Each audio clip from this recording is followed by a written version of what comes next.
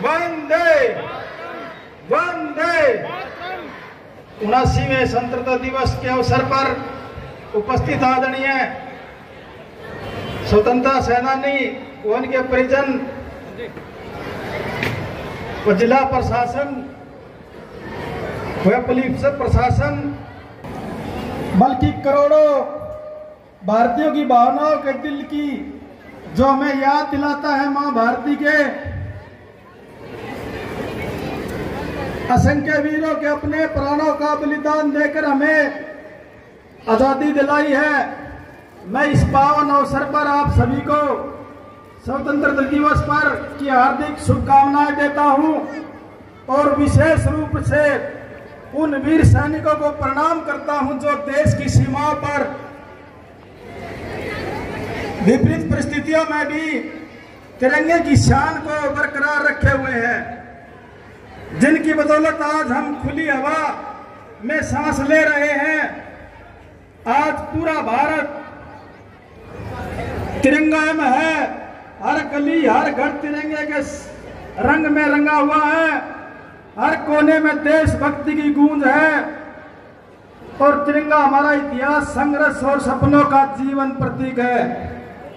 आज हम ज्ञात अज्ञात शहीदों को भी श्रद्धांजलि अर्पित करते हैं, जिन्होंने आजादी से पहले और बाद में भारत की एकता और अखंडता की रक्षा के लिए अपने प्राणों को न्यौछावर कर दिया।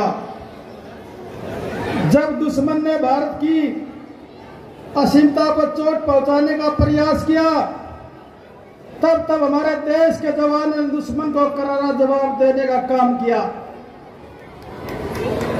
बहनों भाइयों, हाल ही में पूरी दुनिया ने देखा कि जिस प्रकार 22 अप्रैल 2025 को पहलगांव में आतंकवादियों ने निर्दोष लोगों को मौत के घाट उतार दिया था। हमारी बहनों ने सिंदूर को उजाड़ दिया था। यह केवल नागरिकों एक आतंकवादी का हमला नहीं था, बल्कि भारत की आत्मा पर एक किया गया दुस्साहसपूर्ण प्रहार था। देश के यशस्वी प्रधानमंत्री आदरणीय नरेंद्र मोदी के प्रति शून्य सहिष्णुता की नीति पर चलेगा और इस हमले के पीछे जो भी उन्हें उनकी कल्पना से भी अधिक कठोर सजा देगा। आज मुझे कहते हुए बड़ा गर्व और अनुभव हो रहा है कि हमारे यशस्वी प्रधानमंत्री जी ने के नेतृत्व में 7 मई की रात को हमारे बहादुर योजना और पीएम गरीब कल्याण अन्य पहलों से समाज के कमजोर वर्गों को बराबरी का सम्मान आत्मनिर्भर वर्ग अवसर मिला है। यह हर्ष का विषय है कि माननीय प्रधानमंत्री जी ने के नेतृत्व में लिए गए ऐतिहासिक फैसले देश के निर्माण में अहम योगदान दे रहा है। भगवान श्री रामलला के मंदिर का निर्माण, करोड़ों भारतीयों की आस्था को मजबूत करना, 3 तलाक की क्रूरता पूर्व प्रथा को खत्म कर मुस्लिम महिलाओं को न्याय सम्मान दिलाने, अनुच्छेद 370 व 35 से हटा करके जम्मू कश्मीर को अखंड भारत का हिस्सा बनाने जैसी अहम निर्णय देश को नई दिशा देने में कदम है। आज भारत केवल संस्कृति और स्नेह शक्ति में ही नहीं, बल्कि आर्थिक शक्ति के रूप में भी दुनिया में अपनी पहचान बना रहा है। 11 वर्ष पहले भारत की अर्थव्यवस्था दुनिया में 14वें स्थान पर थी, जो आज 4थे स्थान से बढ़कर बड़ी अर्थव्यवस्था बन चुकी है। भारत के प्रधानमंत्री निरंतर प्रयासों के तीसरी अर्थव्यवस्था बनाने की ओर अहम तेजी से अग्रसर है। बहनों भाइयों, आपको खुशी